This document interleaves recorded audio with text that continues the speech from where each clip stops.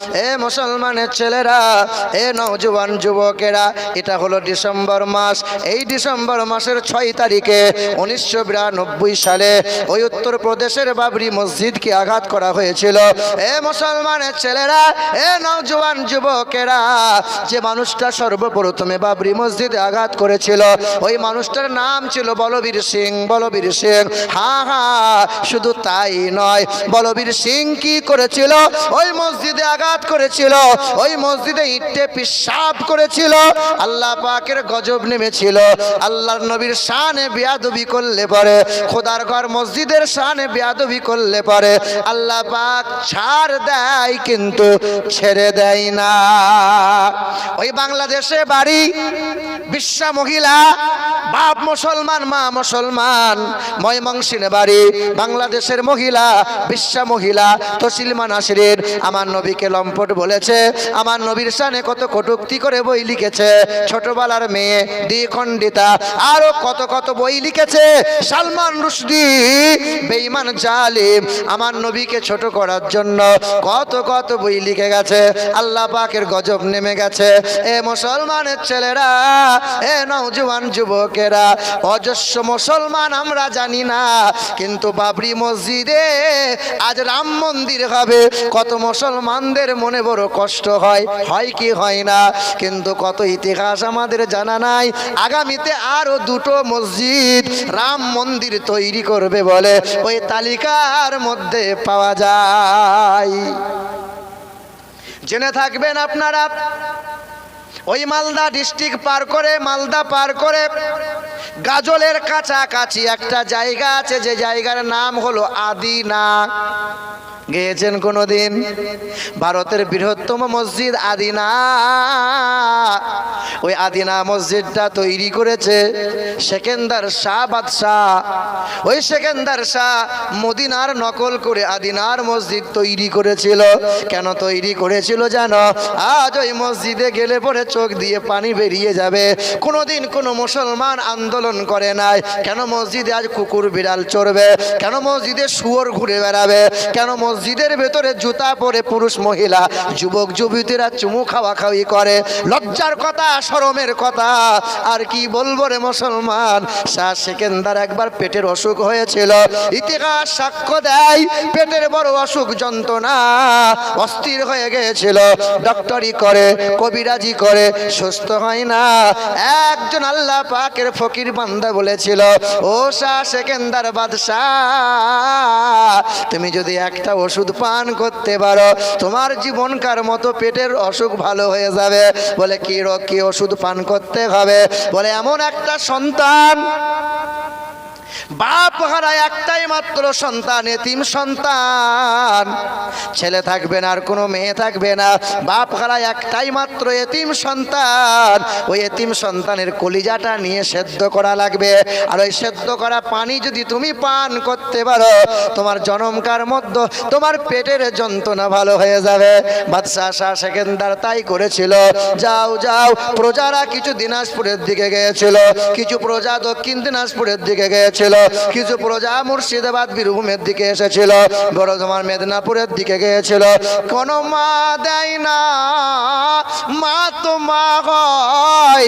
অর্থের বিনিময়ে ছেলে কি কোনো মা বিক্রি করতে চায়? কেউ কি করবে? কিন্তু কত মা আছে ছেলে হত্যা করে দেয় জানো? করে কি করে না? তোমার গ্রামে কত কত মহিলা আছে, ও তো হাজি বিবি হয়ে বসে আছে। খবর লাগাও, 120 দিন পর প্রাণ সঞ্চার হয়, বাচ্চার শরীরে রুহ পায়, বাচ্চা নড়াচড়া শুরু করে। 120 দিন পর যদি কোনো মা ট্যাবলেট দিয়ে কিংবা নার্সিংহোমে গিয়ে খুঁচিয়ে খুঁচিয়ে বাচ্চা হত্যা করে, পৃথিবীর জমিনে একটা মানুষকে লাঠি দিয়ে আঘাত করে করে পিটিয়ে পিটিয়ে মারলে যে অপরাধ হয়, একটা মানুষকে গুলি করে হত্যা করলে যে অপরাধ হয়, একটা মানুষকে ভুজালি দিয়ে হত্যা করলে যে অপরাধ হয়, কোনো মা যখন নিজের বাচ্চাটাকে নার্সিংহোমে গিয়ে খুঁচিয়ে খুঁচিয়ে হত্যা করে আসে, খেতে দেওয়ার ভয়ে, নিজের সৌন্দর্যতা নষ্ট হয়ে যাওয়ার ভয়ে, ওই মা হাজি বিবি আছে। মা কত মা এরকম বাচ্চা হত্যা করে বসে আছে। হ্যাঁ, রুজির মালিক কে? রুজির মালিক কে? আল্লাহ যদি হলো, তোমার দুটোর চেয়ে তিনটে বাচ্চা কেন হলো না? তুমি তো বউকে বলে দিয়েছে ভুল যেন হয় না, খেতে দিতে হবে। কে খাওয়াবে? কে খাওয়াবে? তোমায় খাওয়াই কে? রুজির মালিক যদি আল্লাহ হলো, তোমার আর একটা বাচ্চা হলে কি আল্লাহ খাওয়াতো না? তুমি তো খাওয়ানোর ভয়ে তুমি বাচ্চা নষ্ট করে দিয়েছো। আর যেন নিস না।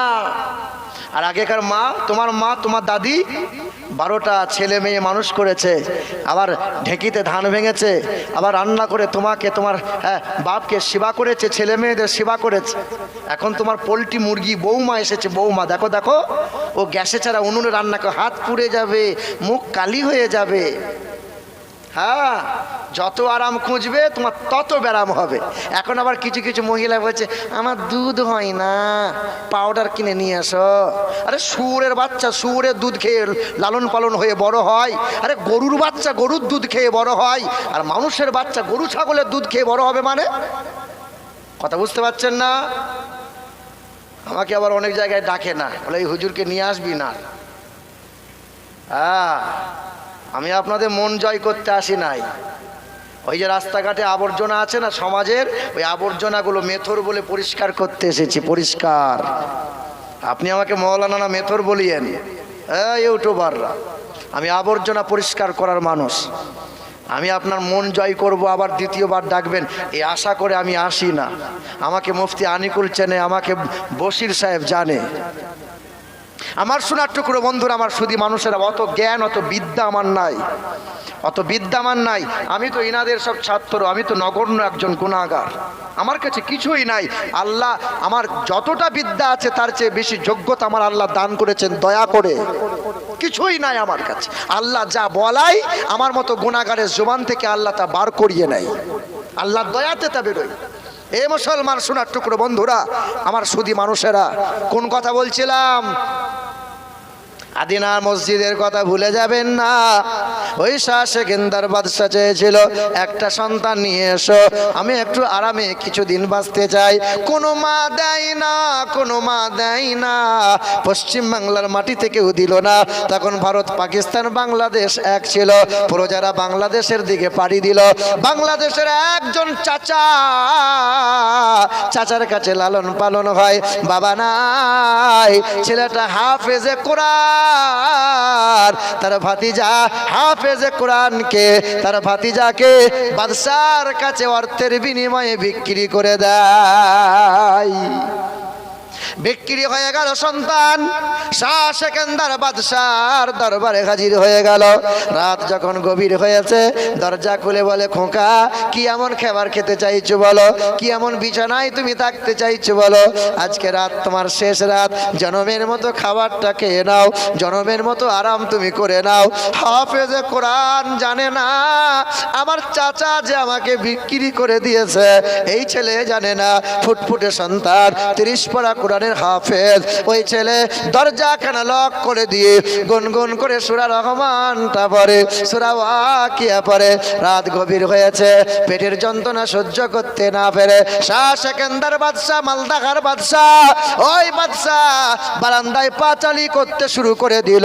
হঠাৎ করে দেখা যায় মধুর সুরে একটা গান, একটা সূরা ইয়াসিন শুনতে পায়।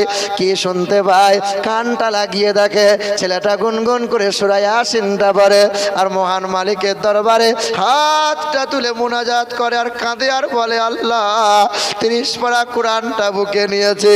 ও দয়ার মালিক আল্লাহ, 30 পারা কোরআনটা বুকে নিয়েছি গো মালিক। কাল সকালে আমি কতল হয়ে যাব, আমাকে বাদশা জবাই করে দেবে। আল্লাহ পাক যেমন কোরআনটাকে তোমার এই সিনার মধ্যে মালিক তোমার কালামকে আমি রেখে দিয়েছি যত্ন করে, আল্লাহ পাক তুমি বাদশাকে শিফা করে দাও, বাদশার রোগকে ভালো করে দাও। বাদশার চোখ দিয়ে আঁসু বার হয়ে যায়। আহারে ফুটফুটে ছেলেটা আমার জন্য দোয়া করে। বাদশা কাঁদতে কাঁদতে বিছানায় শুয়ে গেল। আল্লাহর কসম ইতিহাস সাক্ষ্য দেয় সকালবেলায় ঘুম থেকে উঠে বাদশা বলে আমার পেটের যন্ত্রণা সব ভালো হয়ে যায়। বাবারা ভাইরা আমার, হাফেজে কোরআনকে বদলা দেবে কি এমন উপহার দিতে চাই, নিজের কন্যাকে হাফেজে কোরআনের সাথে বিবাহ দিয়ে দিল। কন্যা তখন আবদার করে বলেছিল, ও বাবা তুমি তো বলেছিলে আমার রোগ যদি ভালো হয় আল্লাহর রাগে বড় একটা আমি আল্লাহর রাগে আমি দান করতে চাই। আব্বা গো তোমার কাছে আবদার করি, আমার নবীজি হাতে করা তৈরি মসজিদ, ওই মদিনার মসজিদের নকল করে সুন্দর করে নবীজির মহাব্বতে আল্লাহর ঘর তুমি একটা মসজিদ বানিয়ে দাও। আদিনার মসজিদ বানিয়ে দেওয়া হয়েছে। আজ পশ্চিম বাংলার সরকার 300 কোটি দিয়ে দীঘাতে মন্দির বানিয়ে দেয়, একদিনও তারা করলো না। আদিনার মসজিদে কুকুর বিড়াল ঘুরে ঘুরে বেড়ায়, আদিনার মসজিদে ছাদ নাই, আদিনার মসজিদে এখনো কালেমা লেখা আছে, এখনো কোরআনের আয়াতগুলো লেখা আছে।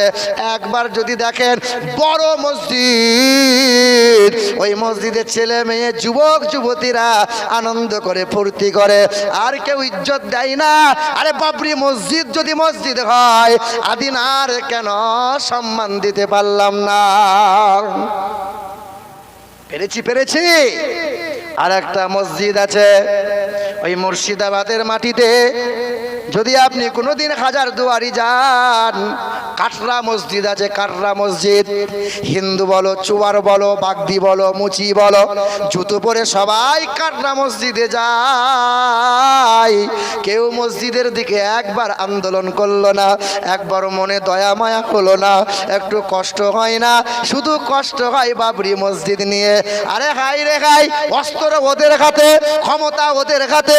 ওরা যেমন বাবরি মসজিদ তৈরি করে বাবরি মসজিদ ভেঙে দিয়ে রাম মন্দির উদ্বোধন করবে, ঠিক তেমনি মুসলমান একবার মনে হলো না কাল যদি রাম মন্দির উদ্বোধন হয়ে যায় আর 2খানা মসজিদ আমরা অবহেলার মধ্যে ফেলে দিয়েছি, ওরা না জানি কোন দিন দখল করে রাম মন্দির বানিয়ে নেবে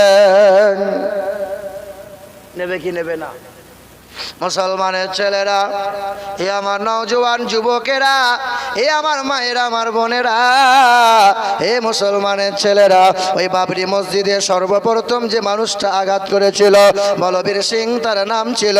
ওই মানুষটা আল্লাহর গজব নেমেছিল, তার পেশাবের দ্বার দিয়ে রক্ত বার হতে শুরু হয়ে গেল। দেশ বিদেশের নেতা মন্ত্রীরা সবাই ত্যাগ করে দিল, কেউ আর সাথে নেই না। ওই বলবীর সিং বিদেশ চলে গিয়েছিল, বায়োপসি করে নিয়েছিল, ক্যান্সারের রোগ ধরা পড়েছিল। ডক্টর হাত গুটিয়ে বলে দিয়েছিল, না না, ফরিস্টে যে ক্যান্সার পৌঁছে গেছে, আমাদের আর কোনো হাত নাই। সেই দিন ওই বলবীর সিং কি করেছিল? দিল্লি জুমা মসজিদের লম্বা সিঁড়িতে কান্না করেছিল, রোগা পাতলা হয়েছিল, কোরআন বুকে নিয়ে ঝরঝর করে কান্না করেছিল, আর মহান মালিকের দরবারে অঙ্গীকার করে বলেছিল, মালিক তোমার কালাম বুকে নিয়েছি, তুমি আমাকে মাফ করে দাও, আমি যে অপরাধ করেছি আল্লাহ আমাকে মাফ করে দাও। এ মুসলমানের ছেলেরা, এ নওজোয়ান যুবকেরা, না জানি আল্লাহ পাকের দয়া হয়ে গেছে, আল্লাহ পাকের বান্দা কালেমা পড়ে ঈমান নিয়ে এলো, মাথায় রাখলো টুপি, গালে রাখলো দাড়ি, আর সুন্নতি পোশাক পরে কোরআন বুকে আঁকড়ে ধরে নিল। আপনাদের গ্রামে অনেক মাস্টার আছে, আপনাদের গ্রামে অনেক ছেলে টিউশনি পড়াই, 10 বছর পড়াই, 20 বছর পড়াই কি পড়াই না? আচ্ছা 20 বছর 10 বছর ধরে পড়াই, আর ছেলেদেরকে একটা বর্ণ পরিচয় বই পড়াই, অ আ পড়াই কি পড়াই না? কটা পাতা হবে? 10টা কি 12টা পাতা, তাই না? এই 10-12টা পাতা ওই মানুষটা টিউশনি পড়াচ্ছে 20 বছর ধরে। ক বছর? একবার জিজ্ঞাসা করবেন তো, যে অ আ থেকে শেষ পর্যন্ত বর্ণ পরিচয় না দেখে বলো তো, ও 20 বছর বর্ণ পরিচয় পড়াচ্ছে। তোমার মোড়ার ওই এলাকায় এমন একটা মাস্টার নাই যে চোখ বন্ধ করে 12 পাতার বর্ণ পরিচয় বলে দেবে? পারবে? বাপের ক্ষমতা নাই। কিন্তু অহরহ লাখ লাখ, মোড়ারয় নয়, বীরভূম নয়, মুর্শিদাবাদ, বর্ধমান নয়, গোটা বিশ্বের মাটিতে লাখ কোটি কোটি হাফেজে কোরআন আছে, আছে না নাই? হাফেজে কোরআন আছে, পড়ো, সঙ্গে সঙ্গে পড়বে। আলহামদুলিল্লাহি রাব্বিল আলামিন আর রহমানির রহিম মালিকি ইয়াউমিদ্দিন। ঠিক না ভুল? খাজা গরিব নওয়াজের প্রধান খলিফা, প্রধান শিষ্যর নাম জানা আছে আপনাদের? নাম জানা আছে আপনাদের? কথা বলে না। যার নাম হচ্ছে হজরতে বাবা কুতুবউদ্দিন বখতিয়ার। কি নাম? হজরতে বাবা কুতুবউদ্দিন বখতিয়ার কাকি রহমতুল্লাহ আলাইহি। 4 বছর বয়স। ক বছর? ক বছর? এই মা, 4 বছর বয়স। মা আর বাপ ছেলেকে হাত ধরে নিয়ে গেছে হজরতে বাবা হামিদউদ্দিন নগরী রহমতুল্লাহ আলাইহি দরবারে। হুজুর, আমার ছেলের মাথায় একটু হাত বুলিয়ে দেন, একটু কালেমাটা পড়িয়ে দেন হুজুর। बोले बयस कत? बोलो 4 बच्चों। बोले 4 साल का बच्चे को मैं बिस्मिल्लाह खानी नहीं करता। একটু বড় হোক তারপরে নিয়ে আসবা। না হুজুর করিয়ে দেন, হুজুর করিয়ে দেন। বারবার কাকুতি মিনতি করেছে। বলে বলো, তুমি বলো বিসমিল্লাহির রহমানির রহিম। সঙ্গে সঙ্গে 4 বছরের ছেলে কুতুবউদ্দিন পড়তে শুরু করেছে। আউযু বিল্লাহি মিনাশ শাইতানির রাজিম বিসমিল্লাহির রহমানির রহিম আলহামদুলিল্লাহি রাব্বিল আলামিন আর রহমানির রহিম মালিকি ইয়াউমিদ্দিন ইয়্যাকা না'বুদু ওয়া ইয়্যাকা নাস্তাইন ইহদিনাস সিরাতাল মুস্তাকিম সিরাতাল লাযিনা আন'আমতা আলাইহিম গায়রিল মাগদুবি আলাইহিম ওয়ালাদ-দাল্লিন। সূরা ফাতিহা শেষ হয়ে গেল। আলিফ লাম মিম যালিকাল কিতাবু লা রাইবা ফি। পড়তে পড়তে সূরা বাকারা শেষ হয়ে গেল, আবার পড়তে শুরু করে দিল। পড়তে পড়তে সূরা আল ইমরান শেষ হয়ে গেল, আবার পড়তে শুরু করে দিল। সূরা নিসা শেষ হয়ে গেল। এমন করে 1 পড়া 2 পড়া নয়, 4 পড়া 5 পড়া নয়, 6 পড়া 10 পড়া নয়, পড়তে পড়তে পড়তে পড়তে 15 পড়া পর্যন্ত कुरान शरीफ दाड़िए दाड़िए सुनिए दिल। बोले बेटी तू तो अभी कहा मेरे बच्चे 4 साल का है? बोले हाँ। बोले 4 साल का बच्चे नहीं है, 40 साल का बुढ़ा है। अरे 40 বছরে বুড়া যা করতে পারে না 4 বছরের ছেলে করে কি করে? বলে হুজুর ছেলে জানে। বলে বাবা কুতুবউদ্দিন কি করে শিখলি বাবা? বলে আমার মা জানে। বলে মা তুই বল। বলে না আমার ছেলেই জানে। সঙ্গে সঙ্গে হযরতে বাবা কুতুবউদ্দিন বলে হুজুর বেয়াদবি নেবেন না, হুজুর বেয়াদবি নেবেন না। আমি আমার মায়ের স্তনে মুখ লাগিয়ে 2 বছর দুগ্ধ পান করেছি। আমার জনম দুঃখিনী মা, আমার মমতাময়ী মা কখনো বিনা ওযুতে আমাকে দুগ্ধ পান করাই নাই। আমি দুগ্ধের জন্য ছটফট করতাম। কোন সময় যদি আমার মা অপবিত্র রয়ে যেতেন, না না আগে গোসলটা করে নিতেন, হ্যাঁ আগে ওযুটা বানিয়ে নিতেন, আমাকে স্তনে তুলে নিতেন, আমাকে কোলে তুলে নিতেন, মুখটা স্তনে লাগিয়ে দিতাম। আমার মা কানের কাছে গুনগুন করে গান বলতেন। না দুনিয়ার কোনো গান নয়, দুনিয়ার কোনো কবিতা নয়, দুনিয়ার কোনো ছন্দ নয়, হ্যাঁ আমার মা গুনগুন করে 1 থেকে 15 পড়া পর্যন্ত কোরআন শরীফ বারবার রিপিট শোনাতেন। আমি আমার মায়ের কোলে শুয়ে শুয়ে অর্ধেকটা কোরআন মুখস্থ করে নিয়েছি। ওই যে তোমার বিবিকে জিজ্ঞেস করবে তোমার ছেলে যখন কাঁদে কি শোনাই? গান শোনাই, গান, মোবাইলে গান শোনাই।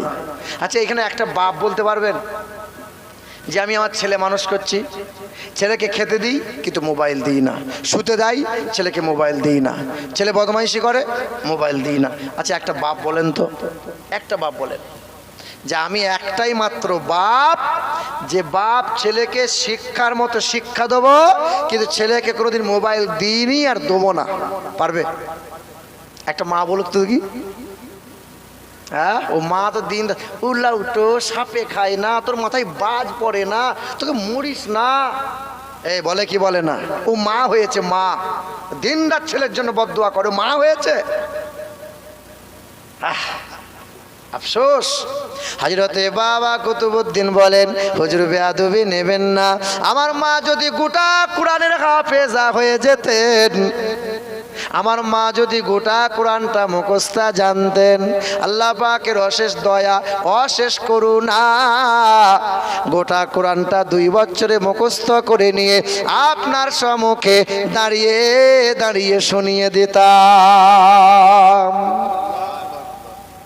এ মুসলমানের ছেলেরা, এ আমার নওজোয়ান যুবকেরা, এ আমার মায়েরা বোনেরা, আমি আপনাদেরকে প্রথমে বলেছিলাম ঈমান মজবুত রাখেন, ঈমানকে ধরে রাখেন।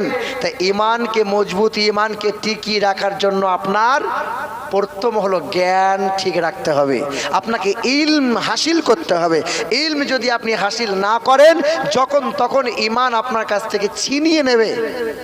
কারণ ডাকাত চোর চতুর্দিকে ঘুরে বেড়াচ্ছে, মোবাইল চোর নয়, ঘড়ি চোর নয়, সমাজে ঈমান চোর আছে, অহরহ ঈমান চোর ঘুরে বেড়াচ্ছে। হ্যাঁ, তাদেরও সুন্দর মাথায় টুপি থাকবে, তাদেরও জুব্বা থাকবে, তাদেরও সুন্দর পোশাক থাকবে, তারাও মিষ্টি মিষ্টি কথা বলবে, কিন্তু আপনার তো বিচার করার ক্ষমতা নাই, আপনি তো উপর হয়ে ঝাঁপিয়ে পড়ে যাবেন। আমার বাবাজিরা, ভাইরা আমার, আপনাকে ইলম হাসিল করতে হবে। এখন তো কোরআন যারা আরবিতে পড়তে পারেন না, বাংলাতে কোরআন অনুবাদ এসেছে, কানজুল ঈমান কেনেন, ঘরে বসে বসে কোরআনটা একটু পড়েন। আল্লাহ কি জানিয়েছে সেটা দেখেন না। কোরআন কখন পড়বে? দাদু মরলে 4 খতম আর নানি মরলে 6 খতম, হুজুর বক্সে দেন। কি বলছেন বলুন? আচ্ছা, আল্লাহ কি কোরআন এই জন্য দিয়েছে? ওই নানি মরলে বক্সানোর জন্য আল্লাহ দিয়েছে? আল্লাহ বলেছে, বান্দা একবার দেখ আমি কি দিয়েছি, আমি কি বলেছি, বান্দা দেখ। আপনি পড়তে জানেন না, মসজিদে যান, বাড়িতে যান, কোরআনটাকে হাত বোলান, আল্লাহ তুমি তোমার কালামে কি বলেছো, আমার পড়ার মতো সুযোগ হলো না। বারবার চুমা খান, বারবার বুকে নেন, বারবার হাত বোলান, আল্লাহ এত খুশি হয়, আল্লাহ এত খুশি হয়। আল্লাহ ফেরেশতাদেরকে বলে, দেখ আমার বান্দা দেখ, পড়া জানে না কিন্তু আমার আল্লাহর কালামকে মোহাব্বত করা ছাড়ে নাই। এ মুসলমান সোনার টুকরো বন্ধুরা, এ আমার সুধী মানুষেরা, আমার আব্বাজান ভাইজানেরা, আপনাদের ভালোবাসা, আপনাদের মোহাব্বতের কারণে এই জায়গায় ছুটে এসেছি। তবে আমি বলেছিলাম, আমার মায়ের, আমার বোনেরা, আমার মায়ের, আমার বোনেরা, 4টে গুণ ভালো করো মা, 4টে। মহিলাদের মর্যাদা আল্লাহ সবচেয়ে বেশি দিয়েছেন। আবার নবী বলছেন, মহিলাদের মাত্র 4টে গুণ যদি ভালো হয়, জান্নাতের 8টা দরজা মহিলার জন্য খোলা থাকবে। কটা দরজা? 8টা।